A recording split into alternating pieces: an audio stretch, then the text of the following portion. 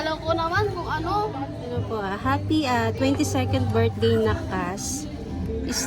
Stay strong to both of you.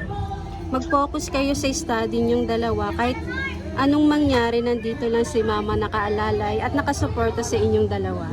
Sana mapasaya kita sa munting sorpresa ko.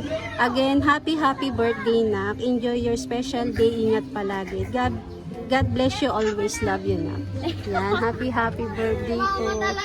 Ano po yung masasabi niyo, ma'am, sa sinurprise sa inyo po ni Mother? Ano po, kinikilig na naiiyak. First time ko lang to naiiyak na ako. Happy birthday, love. I love you. Thank you. Ayan, Kala ko naman kung ano yung... si Sir po, kapatid kayo, Sir, di ba? Opo. Baka may message kayo, konting message lang. Magme-message ka pa sa akin.